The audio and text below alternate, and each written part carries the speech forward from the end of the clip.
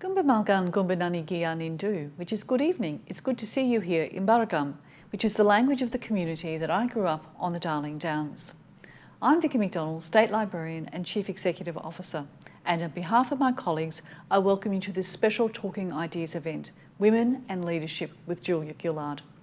Firstly, I would like to acknowledge Aboriginal and Torres Strait Islander people and their continuing connection to land and as custodians of stories for millennia. We are inspired by this tradition in our work to share and preserve Queensland's memory for future generations. Tonight we will be exploring the important subject of gender equality and leadership. And who better to discuss the topic than the country's first female Prime Minister, Julia Gillard. Our facilitator for this evening's event is ABC TV's Jessica Van Vonderen. We thank them both for leading this important discussion this evening. Tonight's event is part of our Talking Ideas series, which aims to entertain, inspire and foster debate, addressing issues that inform our times and shape our lives. Gender equality has moved into the global spotlight again with the birth of the Me Too movement, which has provoked a palpable desire for real and enduring change. According to the UN Secretary-General Antonio Guterres, achieving gender equality and empowering women and girls is the unfinished business of our time and the greatest human rights challenge in our world. While there has been some progress over the decades, thanks to the work of inspirational women such as Julia Gillard, stark gender disparities in the economic and political realms remain. On average, women in the global labour market still earn 20% less than men, and as of 2018, only 24% of all national parliamentarians were female. Yet the UN's research tells us that the empowerment of women boosts a country's GDP and economic diversification. So it's no surprise that the UN has named gender equality as one of its sustainable development goals. It is a great honour to have Julia with us tonight to talk about her new book, Women and Leadership, which shares the experience and advice of some of our most extraordinary women leaders. We encourage you to join the conversation this evening. You can send your questions via Twitter using the hashtag SLQ Talking Ideas, or if you're watching on Facebook Live, use the comments field. We will try to get to as many questions as possible towards the end of tonight's conversation. If you haven't already got a copy of Julia's book, you will receive a 10% discount if you purchase one from the library shop. Just use the code TALK2020, and those who have registered will receive details in an email. Facebook Live viewers can find the link in the comments section below. I hope you enjoyed tonight's talk. Thank you, Vicky, very much for that introduction. And first, I too would like to acknowledge the traditional owners of the land where we meet this evening and pay my respects to elders past, present and emerging. A very warm welcome to you at home, our online audience, who no doubt, like me, is very much looking forward to hearing from tonight's special guest, Julia Gillard, Prime Minister of Australia from June 2010 to June 2013, and the first woman to hold that high office. She now holds high-profile positions both here and abroad. Chair of Beyond Blue, Chair of the Global Institute for Women's Leadership at King's College in London, and Chair of the Global Partnership for Education. And now, the co-author of the book Women and Leadership, Real Lives, Real Lessons, which is of course the topic for tonight's discussion. Julia Gillard, a virtual welcome to you from the State Library in Brisbane. Thank you very much, Jessica. It's great to be with you. It would be nice to be there in person, but this is our world, and so I'm very happy to be having the conversation. Yes, fantastic. As you point out, coronavirus is necessitating this physically distanced discussion this evening. It's changed the way all of us are living our daily lives, but I wonder what it's like trying to finish writing a book just as a global pandemic is starting to take hold. Well, it was a different experience. Fortunately, we were able to get all of the interviews done with our 8 women leaders from around the world well before the days of the pandemic. But we finished the book, the final editing rounds during the pandemic. Ngozi and I are very used to being in different parts of the world. So my co-author, Dr. Ngozi Okonjo-Iweala, we managed to just keep working together and to get it done. But this phase of talking about the book is quite a different one than we would have expected when we started out on this. We would have hoped to have been out and about, meeting lots of people in person, but this is a pretty good second best. Absolutely. It has been 10 years since you became Prime Minister. What propelled you to write this book, and why now? Well, what propelled me to write the book is something that's kind of been driving me since I left office. I mean, I've been a feminist all of my life. I've always cared deeply about gender equality, about women's equality. So I had that with me during the days of government. But once I left being in politics, I first sat down to write my book about my time in politics called My Story. And I wanted to make a really thoughtful contribution on the question of gender, to try and talk about, looking back at my political experiences, how much was about me, how much was about the particular political context, but how much was about being the first woman. What was the gendered bit? And so I started that in my book, My Story, a chapter, but it didn't seem anywhere near enough. And to inform that chapter, I had a good look at the global research base, which has got some fantastic pieces of evidence to look at, but that didn't seem enough. And so since I've been on this journey about deepening the evidence base, and that's what's led me to the Global Institute for Women's Leadership at King's College London, and now coming to the Australian National University. And it's what led me to talking to Ngozi about, could we make more of a contribution on analysing women in leadership and the barriers that are still in women's way. You mentioned Ngozi. How did you meet and then, I guess, strike up the relationship to be able to write a book together? Well, we first met when I was Prime Minister. She was serving as a Nigerian finance minister, and she came to the Commonwealth Heads of Government meeting, which was hosted in Perth. So I met her then, but I really didn't get to know her until my days post-politics.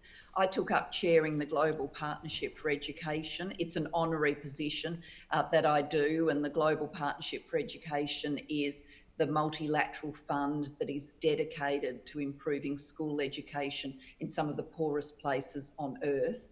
Ngozi also has an honorary position. She's chair of the Global Vaccine Alliance. So you couldn't think of a more important institution to be involved in than that, given where we are in the world today. But that makes sure that the poorest parts of the world get access to vaccines. So we ended up at all of these international meetings together, and just gravitated towards each other, lots of conversations. And increasingly, we found ourselves talking about women in leadership, our own experiences, what we were observing in the world. And then Hillary lost, and the conversation became more urgent. And so we started saying, could we do something on this? What could we do? And that led to the desire to write the book. So, no doubt there are people out there who might be rolling their eyes and saying, why do we have to keep talking about this gender stuff? But you've had a look at the cold, hard statistics as part of your research for this book. What do they show? Yeah, I wish everything was fine and we no longer had to have this conversation as well. Wouldn't that be a wonderful world, a gender equal world? But we're certainly not there. If we look at the area of political leadership, 70% of the countries on earth have never had a woman lead, never had a woman president or prime minister. And when you look around the world, it's only 13 countries that have had a woman lead them more than once. And there are only 2 countries that have had women lead 3 times. New Zealand, of course, our near neighbour with Jacinda Ardern, and Iceland are the only 2. And it's not just politics. When you look at the corporations, the law, technology, news media, sports people, the highest earning sports people, everywhere you see that women are disproportionately not represented.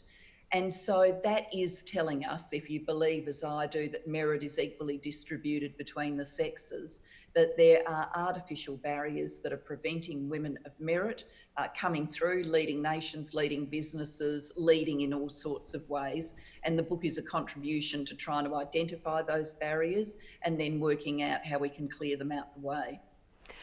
Why does this matter? I mean, what are the real world consequences of implications of having gender imbalance in leadership? Well, I would say firstly, it's just morally wrong that anybody with the capacity and aptitude and desire to lead gets artificially stopped from doing so. That's a waste of human potential and talent, and I think it's a great moral wrong. Beyond that, there are practical arguments about why more diverse teams make better decisions. So if you can bring a variety of life experiences and perspectives to the table, then different and better decisions will be made than if everybody sitting around that table comes from the same background and the same outlook. And we quote in the book some evidence which shows that when women get more of an opportunity to be at decision-making tables in cabinets, for example, they will raise a series of issues that don't get put to the forefront of politics unless women are there articulating them. And I'm thinking of questions like childcare, addressing domestic violence and the like tend to be raised by women. Now, that doesn't mean, of course, that a man couldn't decide to make his political life's work getting meaningful reforms in any of those areas. But the evidence shows that because people bring their life experiences and perspectives to the decision making, that it takes having women around the table for those issues to get raised and addressed. Before I get on to the 8 women leaders who you interviewed as part of the book, were you able to arrive at an answer as to why more women don't put their hands up or make it to the top? There are a few factors that feed in. I mean, one, I think it is very important for women and girls to see role models. People easily get the impression that a door is closed to them if they've never seen anybody who looks like them walk through it. So that role modelling effect is really important. Then political parties, politics has been structured over many generations as about men and the tempo of men's lives. So many political parties, their outreach is predominantly to men. When a seat becomes available, the mindset goes, who's the next person? And the names put forward are male names. Not much accommodation has been made for work-family life balance. It's kind of been built on the basis that men go into politics and they've got non-working or part-time working spouses who are making everything else happen for them. So all of these things then add up to a set of barriers. But there are also some more deep-seated things, some stereotyping that whispers in all of our brains about how we perceive women and leadership, and that tends to put some additional barriers in the way too. So the 8 women leaders that you spoke to, how much coaxing or cajoling was required to get them to take part, or was this a topic that was close to their hearts as well? It was a topic close to their hearts, and of course we're talking about some of the busiest people on the planet, so there's always a journey between saying yes, I'd like to do that, and tying a time down to actually get it done. But they all wanted to lean into this conversation, and I think they found the fact that the book is about more than one of them a liberating thing.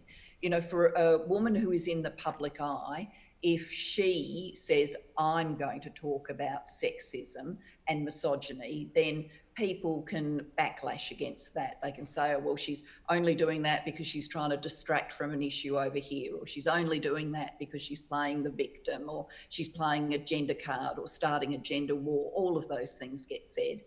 And I think each of the women who participated recognised that there's something protective and enabling when you go and put the same set of questions to 8 women. Then it's not just about them, but it's about women more generally. Being from different backgrounds, from Africa to Europe to the Americas, their political experiences and their pathways are quite different, even to the extent of being jailed. But one thing you all had in common was that what a girl is told as she's growing up matters. Can you tell us a bit more about that? Certainly. The way we've structured the book is we did interview 8 women leaders from incredibly different backgrounds. But the book is not structured on the basis that each chapter is one of their stories. Instead, we developed, Ngozi and I, a set of hypotheses that we wanted to put to these women and see whether or not they held true in their lived experience, in their world, in their lives.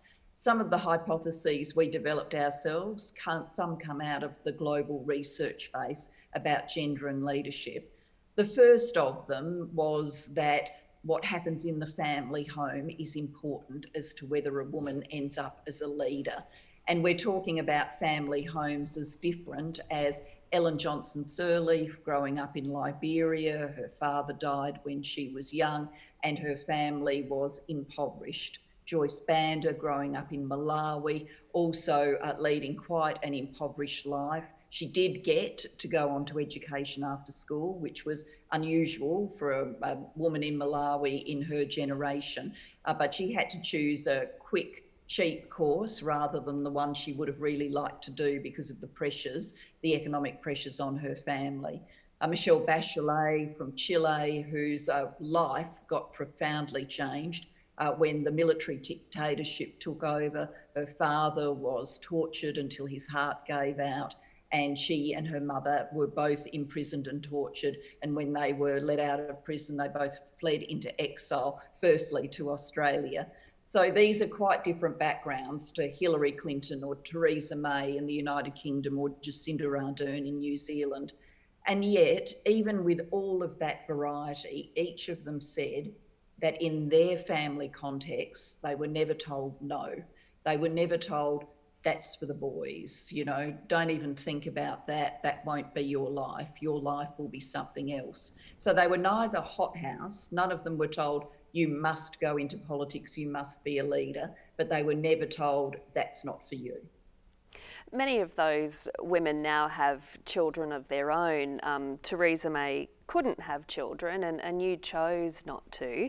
To what extent is a woman leader judged based on her reproductive choices or her family status? Yeah, we explore this in the book. We entitled this chapter, Who's Minding the Kids? And I got that statement from listening to my colleagues in the federal parliament when I was there, some of whom had young children. I'm thinking of women like Tanya Plibersek, who of course is still there, Nicola Roxon, who no longer is. They had their families while they were serving at senior levels of politics. And both of them would, you know, record that they tended to be asked by voters, look, you know, how are you going to make all of this happen? You're a mum, you've got a family, you're going to go to Canberra, like how does that all work? Whereas men in politics who had children of exactly the same age never got asked those questions. And so there's a level of questioning, even intrusion into women's life around family choices that doesn't seem to happen to men who want to lead. And we unpack that. Of course, we go through the experience of Jacinda Ardern, who's the second female leader in the world to ever have a baby in office, and to talk to her about how she juggles that and what it means to be role modelling that kind of struggle juggle at that level. Yeah, I love the way Jacinda Ardern in the book says, I don't feel that women have to do it all and make it look easy because it's not easy and we shouldn't have to try to do everything, and I don't. Do you think the enormous juggle between mothering and politics, you know, is an obstacle for some women? I think it is still an obstacle at the moment. I mean, Jacinda is showing that it can be done. And there have been in nations like Australia some changes made to facilitate better work and family life balance. There are some maternity provisions and other things that have made a difference. Famously, the non-members bar in Parliament House became a childcare centre, so no more alcoholic drinks, instead lots of toys and children being nurtured. So all of those things have made a difference, but there's far more that we can do. I mean, one of the examples that has struck my eye is in the United Kingdom. A woman who took maternity leave, had a baby, got the Parliament to agree that she could appoint a locum to do her constituency work for the period that she was at home with her child. So, lots of people want to see their MP about all sorts of things. If you're not there because you're on maternity leave, why should that work not be done? Your constituents are still entitled to have someone who's looking after their interests. And in any other walk of life, we would say, well, someone covers the job while a woman's on maternity leave. So I think, there are more things that can be done to make this easier for men and for women, because the current generation of men in politics too are very unlikely to be a generation with non-working wives. Everything is changing, and that means how they want to be politicians is changing too. The other thing many of you had in common was this fashion obsession that the media and the public had. Just how annoying is it when people don't want to talk about your legislative agenda but your jackets instead? Well, pretty annoying, and from all sorts of perspectives, a fair old waste of time. I do remember lots of commentary on things that I wore, and then I ended up taking as much just taking some time and trouble to try and develop a very standard look. So my look was so unvarying that people got sick of talking about it. And when we interrogated that question about dress with our women leaders, many of them had taken exactly this same approach. They basically noted that, men have got the benefit of a uniform, a kind of suit and tie, and they'd adopted a uniform for themselves. The women had a variety of views about how interested they were themselves in fashion. Theresa May is very forthright and very on the record as saying that she's been interested in fashion all of her life, and she likes thinking about what she's wearing. She likes knowing what's coming out, next season and all of that sort of stuff. And she does see an upside from this. She recounts a conversation in the book where she got into a lift with a young woman at the House of Commons who literally said, I got into politics because of your shoes. The media was talking about your shoes. I'm interested in fashion. I looked at your shoes. I started following you. And here I am all these years later. I'm working in the House of Commons and I'm desperately interested in politics. So, there can be those upsides, but most of the women identified it as a kind of energy-taking thing. Along this vein, you have a suggestion in your book that for the media, that the next time we write something about a woman, we should delete her name and replace it with a man's name instead. So I thought, okay, I'll go and have a look at this. And I went on to Google and found an article that was written about you about a month after you became Prime Minister. So, if you'll indulge me, I'd like to replace your name with the name of a man. Is there a man's name you'd care for me to use in the reading of this? Feel free to pick any. Kevin, Tony, is there? Yeah. Malcolm, Scott. Okay, well, let's pick Scott then. So, let's go with the current day. So here we go. So this is just a little bit of this article, which was about your wardrobe at the time, but instead of Julia, we're going to say Scott. Scott's drab and often unflattering wardrobe choices seem to say, don't look at me as a man. But since he became Prime Minister, Scott is embracing more confident and colourful attire. His trademark trouser suits are hardly Giorgio Armani, but he is finally buying jackets and trousers that fit him, rather than straining at the waist or falling off his shoulders. How does that sound? Something tells me we won't be reading that about No. Morrison. And, this did get to various absurd lengths for me. I remember, and I've quoted this before, but I think it's a very startling example. On the first overseas trip I took as Prime Minister, I went and visited our troops in Afghanistan.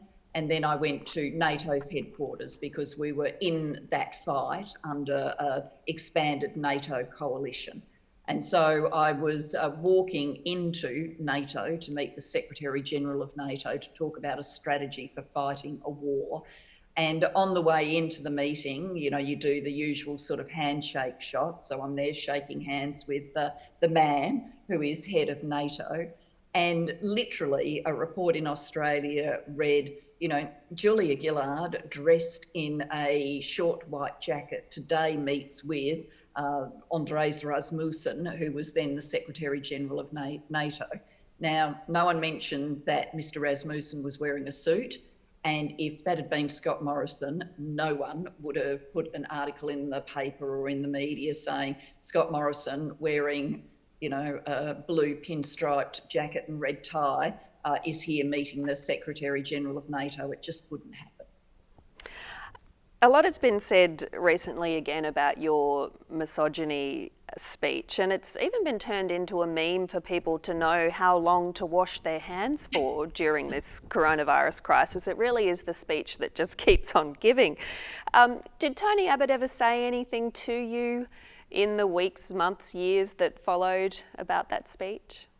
No, he didn't. And honestly, I wouldn't have an expectation that he would. I mean, I know he has said a few things publicly since about the speech. I think he's still thinks it was unfair vis-a-vis him, but he's come to understand that it's been quite a meaningful thing for women here in Australia and around the world. But I wouldn't have an expectation he'd be seeking me out to have a big chat about the misogyny speech. The reason why I ask about it too is because, you know, you were in part at time calling out the fact that you were being called a witch and something that rhymes with witch. And we have a state election coming up here in Queensland. We've got 2 women vying for the top job for the first time in Queensland. I think as we get closer to the election campaign, we see things escalating, and particularly on social media. And in recent weeks, I have seen one of them referred to as a lying dog and a filthy witch. Are you surprised by that sort of language? Unfortunately, I'm not surprised by that kind of language. We, in the book and through the work I do at the Global Institute for Women's Leadership, we've spent a fair bit of time looking at the vile, filthy things that get said about women in the online environment. Particularly on social media.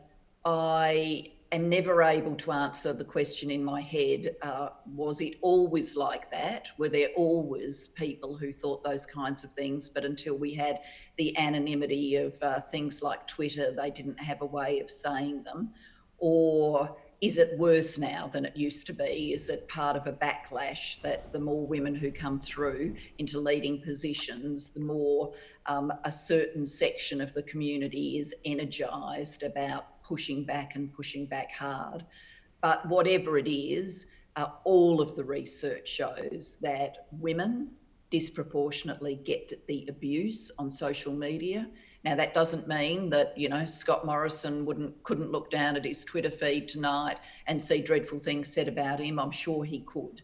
But, you know, research shows in terms of volume, it's disproportionately directed at women. It is particularly disproportionately directed at women who, from ethnic groups, women of colour, women who have to contend with sexism and racism. And it is something that as a society we've got to address, and the social media companies need to address, because you wouldn't see that on the front page of the newspaper, so why should you see it anywhere? How can they address it? Look, I'm not a technology expert, even though I've accommodated our virtual online environment. I certainly know more about all of that than I used to. But it seems to me that there has to be a way that Twitter and other companies, through algorithms and the like, can not maybe scrub it all out, but can scrub a lot of it out. In the meantime, I mean, this is where campaigns are increasingly being fought. What do Anastasia Palaszczuk and Deb Frecklington do? Do they just not read it Is that the Oh, I answer don't in think the they should meantime? read it, no.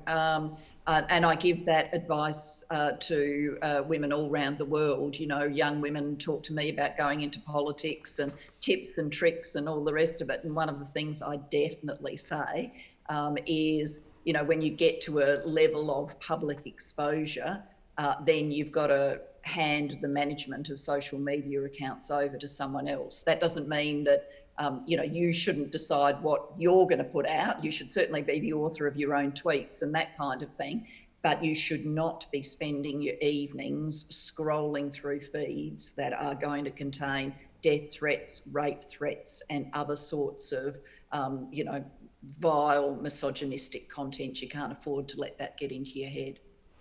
Well, it can be a very toxic environment and certainly has its downsides, but upsides too, because tonight it is allowing the people at home watching to ask a question so they can comment below if they're on Facebook, or if you're on Twitter, you can use the SLQ Talking Ideas hashtag. And in the spirit of what we've just been talking about, I would also say let's keep it kind and let's be courteous to each other. Julia Gillard, speaking of upsides, what's the greatest thing about politics? Oh, the greatest thing. The upsides are plenty, but the greatest thing is if you're someone with a strong set of beliefs, you're driven by values and you want to bring change, there is no better way to do that, no more impactful way of doing it than politics. Doesn't mean that you can't, you know, be involved in other walks of life and still be a shaper of the society we live in. But a lot of power rests with government. And if you get the opportunity to use that power to deliver new ways of working, outcomes that you believe in, then there's nothing like it. That's exhilarating, there's a joy in it. And as a result, my message to women and men who have that kind of passion is go for it. In the book, you advise aspiring women to not only be clear about the sense of purpose that drives you, but it should be written down and carried with you day by day. Julia did this herself as Prime Minister and found having a touchstone within easy reach was steadying and uplifting. What did you have written down? I actually produced it. It's in my story, and I talk about why I wrote it down. So, you know, I came to the Prime Ministership. It was a very pressurised period. I was quite soon to call the election, and there were many things that needed to be done. But in those hurly-burly days, I actually received the best piece of political advice I've ever been given. And it was given to me by a friend of mine, a man called Alan Milburn, a Brit, who had served in Tony Blair's Labor government. And he said, you know, take the time, sit with a sheet of paper, write down what is the purpose of the government that you lead. I know you know it, but go through the exercise of crystallising it into words and keep it with you. And I did do that, and I found it tremendously steadying. So it talks about the values I hope people would associate with me, certainly the ones I've tried to be guided by, about putting a premium on opportunity, on education, about making sure that every child is set up with all of the things that they need for success in life. It talks about the dignity of work and how we value working people and how we treat each other with respect. And did you carry that around in your pocket? No, in the handbag. In the handbag? Every handbag I've ever had, I don't know about you, but every handbag I've ever had has had one of those little zips that most of the time you forget what you've put in it, and then, you know, 10 years later you'll open it up and go, oh, I always wondered where that went. But in one of those little tiny pockets I used to keep it, and I'd transfer it handbag by handbag. But important piece of paper not to forget. What can men do to help women excel? Oh, so much. And it's good for them. I mean, good for them. Not just in the sense that it's nourishing to the soul to feel like you're doing the right thing, but it's actually good for them. The research shows that men who are prepared to call out sexism on behalf of women they work with do better in their careers. Like, amazing. But it's because people would identify them as leaders and ones who are prepared to do things that are not in self-interest, that are prepared to do things on behalf of others.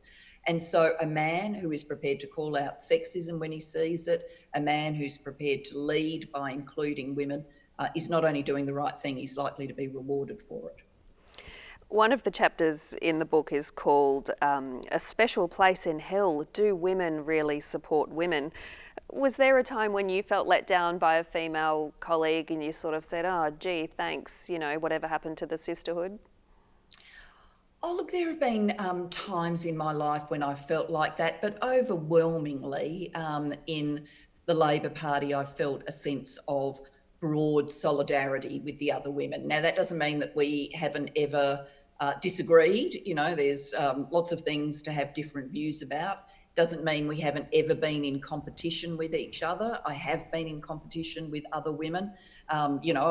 Way back when I ran for pre-selection for the seat that I represented in the federal parliament, the federal electorate of Lalor, I ran in a pre-selection contest against another woman. So, you know, definitely have been through all of that. But even with that, still felt that the women around me in the Labor Party would call it as they saw it if they thought treatment of me was being unfair because of gender. And should that extend across, you know, the political divide, across political parties? It should, yes, it should. But I don't underestimate the difficulty of that. We live in an environment where politics is a, clash of perspectives and ideas, and I think that's a good thing. If you've got a very decidedly different view about which road the nation should go down, then we should be resolving that through democratic debate. On top of that, sometimes there's a bit of artificiality around the partisanship, some theatre around it, making more out of small differences than perhaps they ultimately should have made of them.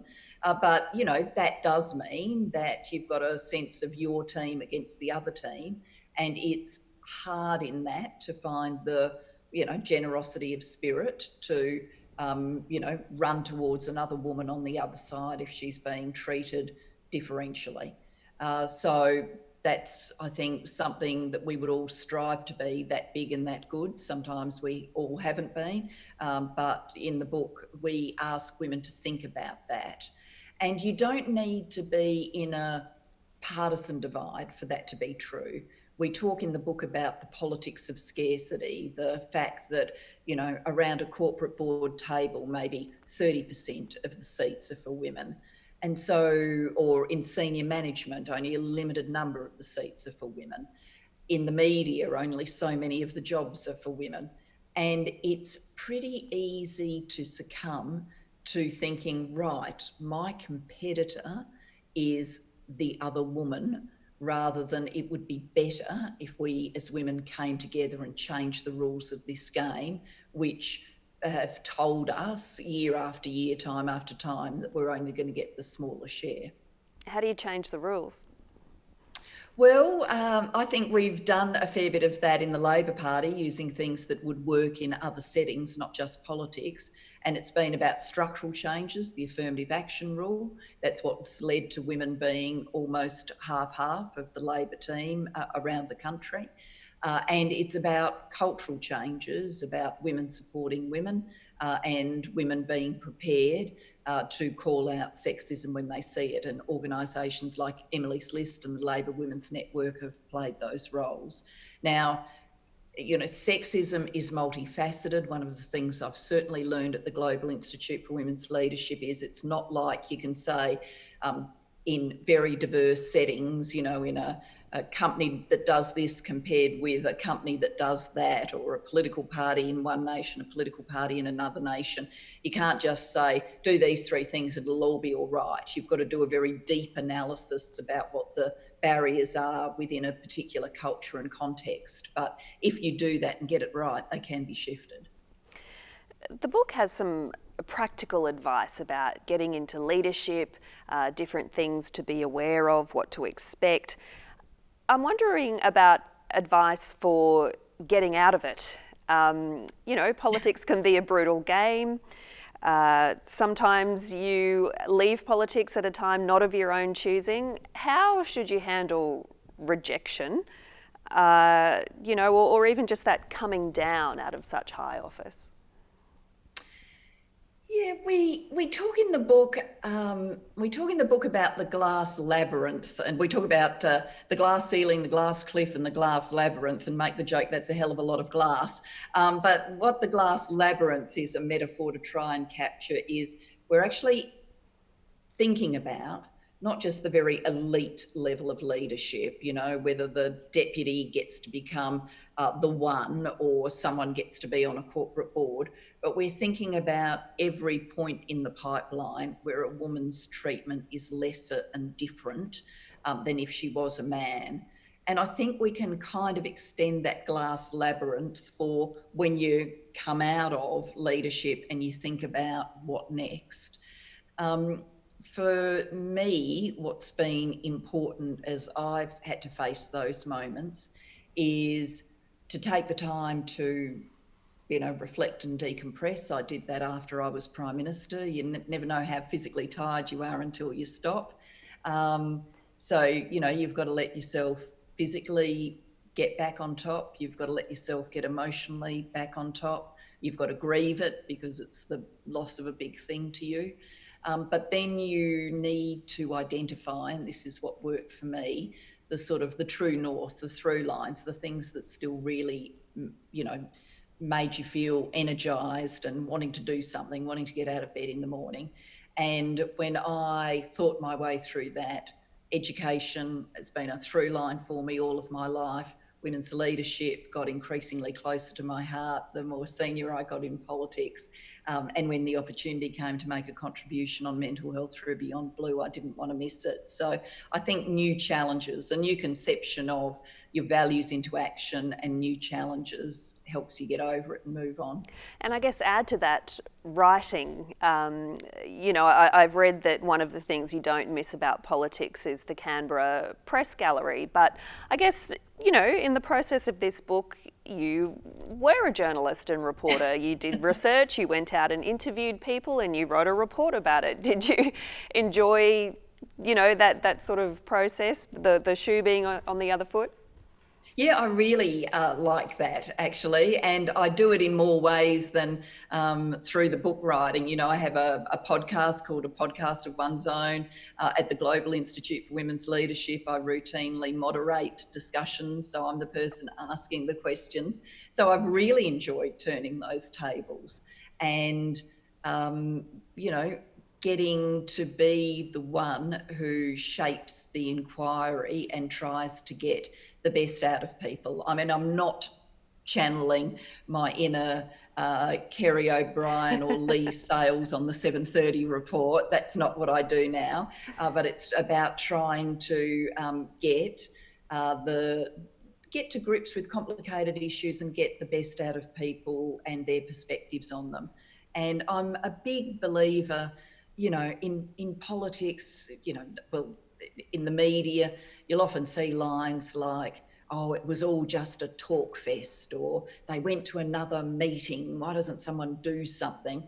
And I've always disliked that because human beings, at the end of the day, we solve problems by talking about them, and the talking is a fundamental thing to getting to the right answer. And so to be on the other side of helping, facilitate the talking, I very much enjoy. We've got some questions coming in. Thank you very much for those to our audience at home. One of the questions is, what are the key leadership traits of the 8 women you interviewed? Yeah, they're not all the same. And I think that's an important thing to recognise. I am not a believer that somehow men's brains and women's brains are wired differently, and that's why men lead this way and women lead that way. I don't agree with that. And we unpack a lot of that in the book and end up calling it neurosexism, not neuroscience.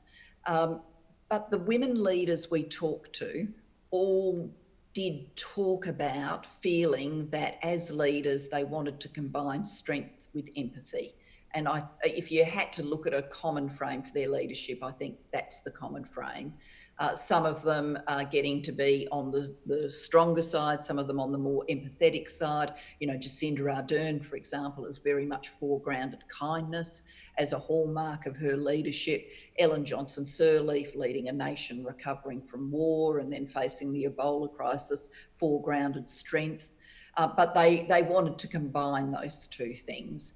And how innate that is to their styles and how much that is about, fitting in with the stereotypes people have of women leaders, because the research shows quite clearly that people give the maximum political consent to women leaders if they're seen to have not abandoned female traits like empathy and nurturing. You know, that's an egg you can't really unscramble, but it's interesting to think about it, and we do that in the book. Another question here, what are some of the artificial barriers you experienced and overcame early in your career? Oh, I think I'm of that change generation in the Labor Party. So we are the generation that fought for the affirmative action rule and for the Labor Party to take ever more seriously the need to send more and more women into Parliament. So, you know, if we hadn't succeeded in that fight, then I would have faced more structural barriers. Having said that, I mean, it still took me 10 years and many failed pre-selections to get into Parliament. It was not a straightforward path. But ultimately, the fact that, you know, there was this emerging energy around more women in Parliament helped. I think when I got into Parliament, and I talk about this in the book, I didn't quite feel how much space one could take as a parliamentarian. I look back now and remember in those early years when you're just a backbencher, that many of the young men were taking themselves off to meet newspaper editors and CEOs of television stations and the like. And I was in that much more functional. You'd have a meeting with someone if you needed to talk to them about something to get something done. You wouldn't just be running around introducing yourself to people. And so I think there was this lack of understanding about how much space you can take in the world. So more of a psychological barrier than a structural barrier. And I think, you know, there were times where you were underestimated. You would have, and I really remember this, I would go to functions as a young backbencher and, you know, you would have older men from all walks of life who would say things to you like, oh, it must be incredibly hard for you. And they were trying to be nice, but there's a pretty thin line between nice and patronising, and it didn't necessarily always stay the right side of that line. So, I remember those things. I don't want to overput them. I actually think the most gendered my experience was when I was at the highest level, when I was Prime Minister. It was more gendered then than I recall on the way up. I like this question. What leadership books have resonated with you? Apart from your own.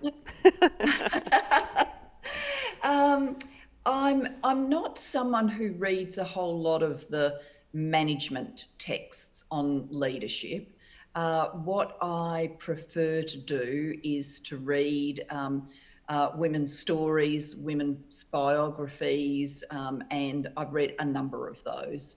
And I think one of the ones, I mean, in contemporary times, one of the ones that really resonated with me and helped me think about issues which we ultimately unpacked in the book was when Hillary sat down after the shock of the 2016 election campaign and wrote What Happened, which I think is a very good book to get you thinking about leadership in the most difficult circumstances, and also what the gendered bits are, as well as a book that's very honest about a series of failures.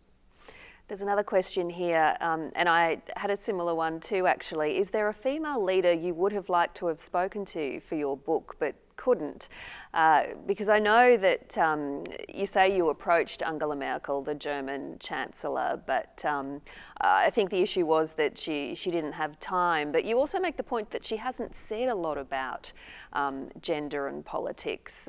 What do you hope one day she will talk about that, and why would her contribution be important? Oh, I certainly do hope that one day she writes on gender and leadership. We did want to interview Chancellor Angela Merkel. I mean, she is, longest serving Chancellor of Germany, one of the longest serving women leaders in the world ever. And, she's led her nation through so many challenges, coming from East Germany herself, a nation that reunified and has become the powerhouse economically and in geopolitics that we associate with Germany today.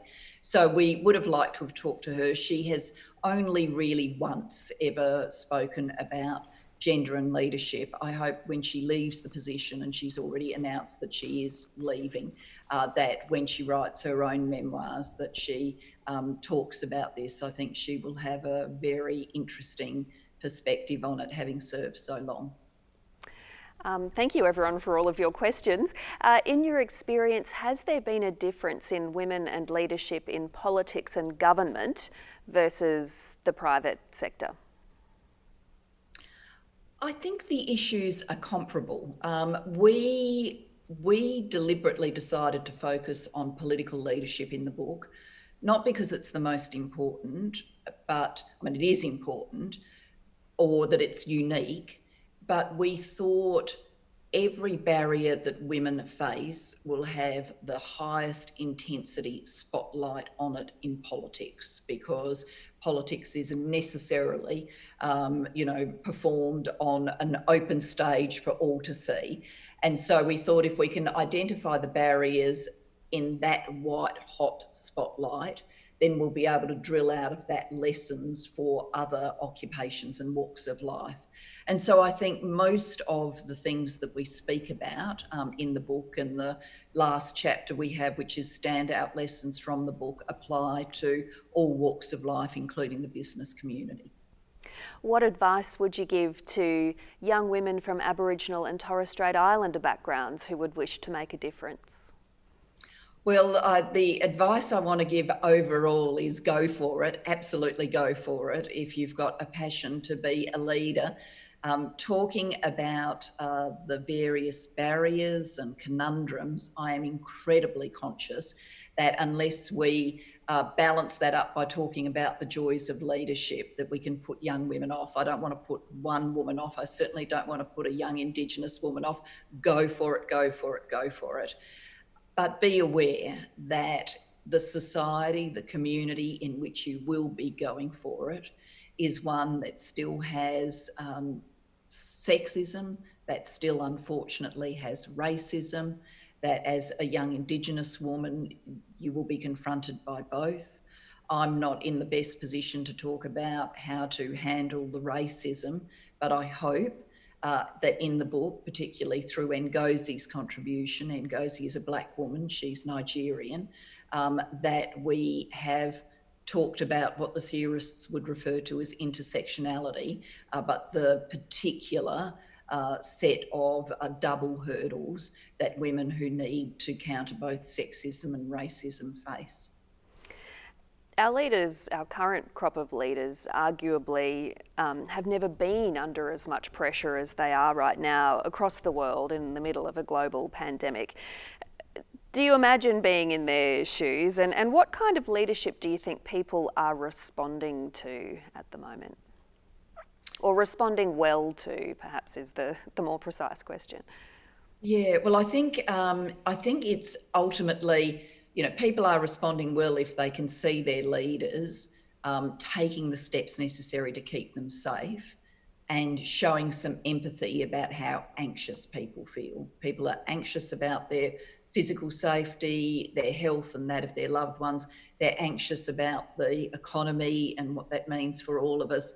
And then they're anxious about the future, like when's it going to end? You know, when are we going to go back to normal? What will normal be in the future?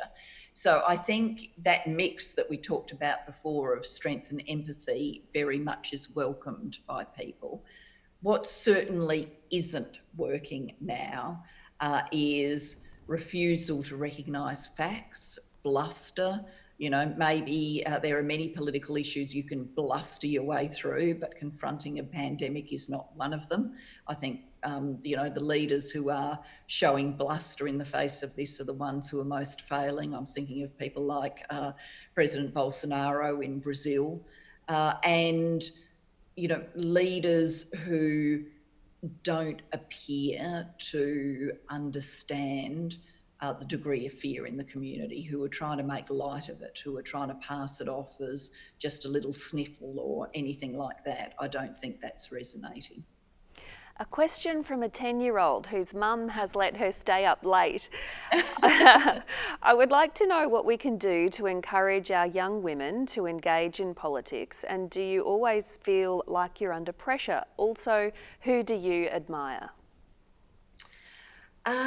You don't feel like you're always under pressure. I mean, being Prime Minister is a big job. It's a pretty unrelieved job. You don't get too many times to yourself. But whilst you're always conscious that there's weight on your shoulders, you're also very much conscious of the change you're making. And so when I look back on my time as Prime Minister now, the things that are with me and that have mattered most to me, you know, when we got the legislation through for the National Disability Insurance Scheme, when we were able to strike the agreements to better fund our schools, when I called the Royal Commission into Child Sexual Abuse and we were able to appoint such incredible people to lead it. They're the moments that stay, the moments of achievement. So you do get that sense of gratitude that you could make a difference. So for a 10-year-old, I'd say think about how you would feel if you got to do a big thing that mattered for millions of people, and politics gives you that. In terms of leaders I admire, the 8 women we interviewed for in the book, much to admire in each of them, but my original leadership model was Joan Kirner, who was the first Premier to lead the state of Victoria, who I was very personally close to, and she taught me a lot about fortitude, endurance, generosity of spirit. She showed all of those things. And Julia Gillard, one final question. What do you hope has changed for the better in 10 years' time for women in leadership? Well, I think a lot's changed in the last 10 years. You know, when I was Prime Minister, it was very common for commentators and others to say that nothing about my Prime Ministership could be explained by gender, and to the extent I ever suggested it was, I was just wrong. And here we are 10 years later, we're having a very lively discussion about gender and politics.